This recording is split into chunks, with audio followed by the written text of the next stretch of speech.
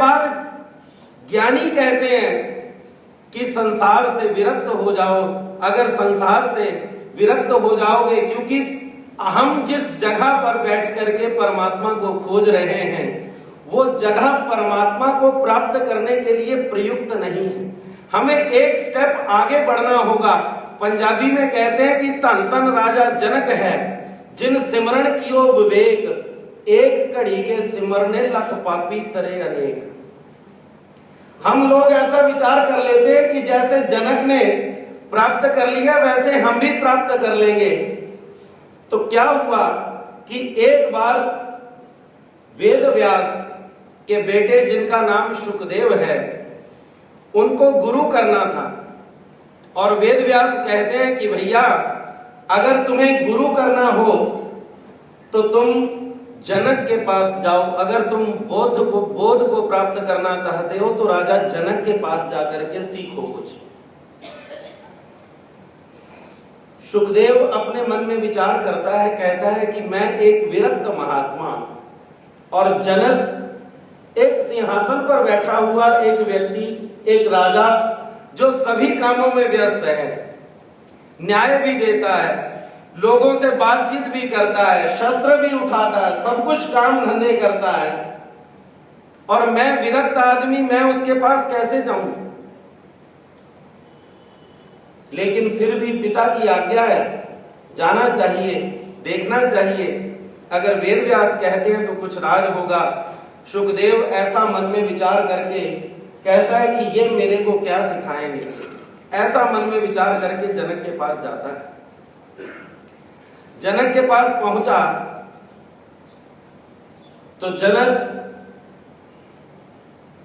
भगवान श्री कृष्ण जिस जनक की बात श्री गीता में भी उच्चारण करते हैं, भगवान कहते हैं कि जैसे जनक ने विवेक को प्राप्त किया, हमारे पास मन है, बुद्धि है, लेकिन विवेक न होने की वजह से हम जो हैं हम विचलित हो जाते हैं, हमारे पास विवेक नहीं है। राजा जनक के पास शुकदेव आया। शुकदेव को जनक कहते हैं कि आइए, बहुत अच्छा सत्कार किया और कहा कि आपने नगर घूमा, शहर घूमा आपने, जिस शहर में मैं राज्य करता हूं? वो कहते नहीं, मैंने पूरा नहीं घूमा। वो बोले ठीक है, आपको घुमा करके लाते हैं। और राजा जनक आज्ञा करता है, कहता है अपने सैनिकों को कि इनके हाथ में एक बिल्कुल भरा हुआ गिलास इनके हाथ में दे दीजिए, और उसके ऊपर फूल रख दिया और कहा कि ये जो जल है, भरा हुआ गिलास, अगर एक भी बूंद अगर गिर गया नीचे तो उसी क्षण शुकदेव का सर जो है वो कलम कर दिया जाए। अब आप शहर घूम करके आइए। शुकदेव अपने हाथ में गिलास लेकर के नगर घूमते हैं। पूरे नगर का चक्कर लगाया, लेकिन उन्होंने एक भी चीज नहीं देखी। उनका सारा ध्यान जो था, सारा जो लक्ष्य था, वो उस गिलास के ऊपर था, क्योंकि अब जान पे बनाई। जैसे ही बूंद गिरेगी राजा मेरा सर कलम कर देगा, ऐसे आप मन में विचार करके उसका सारा ध्यान जो था वो उस गिलास में था, कहीं पानी गिर ना जाए। ऐसा सारा नगर घुमा, पानी को बचता बचाता राजमहलों तक पहुंचा। राजा जनक पूछता है शाम को कि आपने शहर घूमा? शुकदेव को क्रोध आ गया। शुकदेव कहते हैं कि मेरे हाथ में गिलास थमा करके और तुम कहते हो कि तुमने शहर घूमा, मेरा सारा ध्यान तो गिलास की ओर ही था। जनक कहते हैं बस इसी तरह से संसार में रहते हुए अगर हमारा ध्यान परमात्मा की ओर लगा रहे तो हमारा मन कभी भी विचलित नहीं हो सकता। शुकदेव प्रभावित हुए, कहा कि इनसे कुछ सीख सकता हूं। 4-5 दिन महलों के अंदर रहने के बाद एक दिन क्या हुआ कि स्नान करके शुकदेव बाहर गैलरी में खड़े हैं। इतने में क्या हुआ कि महल में आग लग गई।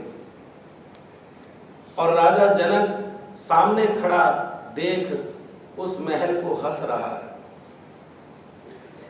शुकदेव झट से आए, देखा अरे महल को आग लग गई। राजा जनक को कहते हैं बुलाओ सैनिकों को कि बुझाएं, महल बुझाएं। राजा जनक कहते हैं कोई बात नहीं, विचलित नहीं होना चाहिए। वो कहते हैं विचलित क्यों नहीं होना चाहिए, आप बुझवाइए।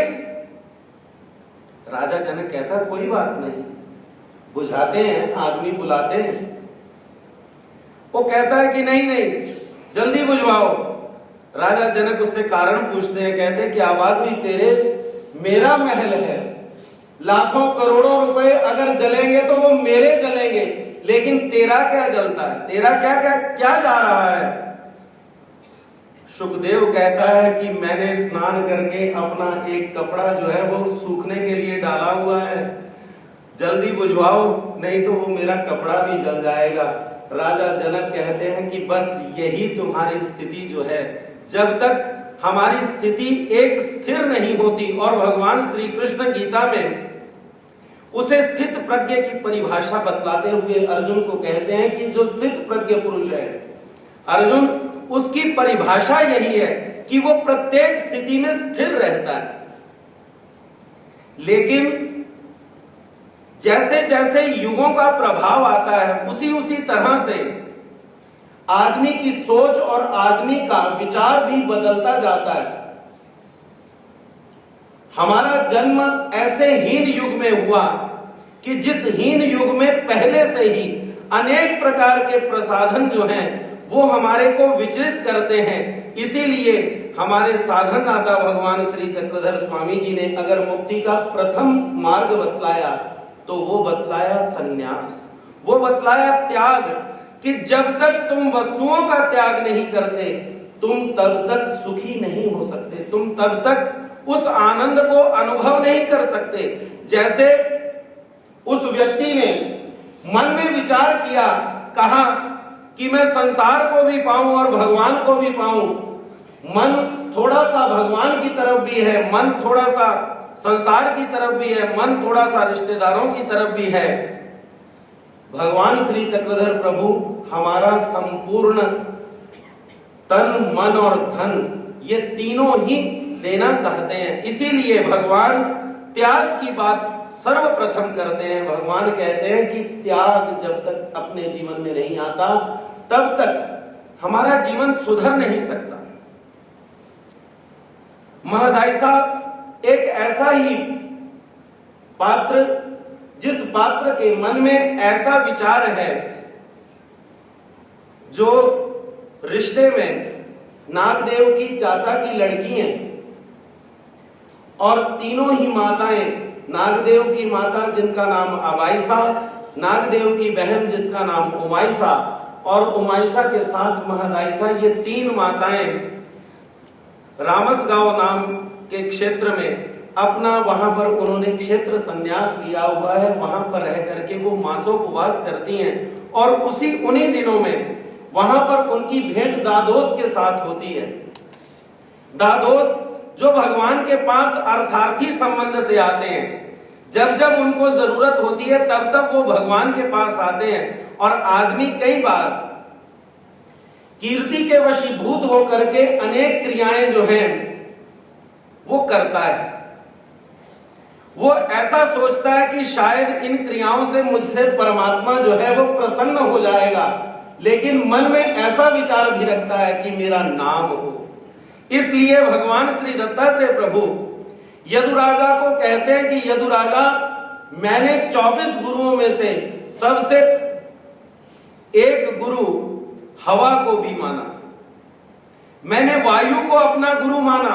वायु जैसे महसूस होती है, दिखाई नहीं देती, उसी तरह से जो साधक है वो समाज में आए और समाज में प्रबोधन करके महसूस हो, लेकिन वो दिखाई ना दे। अगर वो चाहे कि मैं दिखाई दूं, अगर वो चाहे कि मैं अपना आप दिखाना चाहता हूं, लोगों में सम्मान पाना चाहता हूं, अगर वो ऐसी भावना रखता है तो श्री दत्तात्रेय महाराज कहते हैं कि वो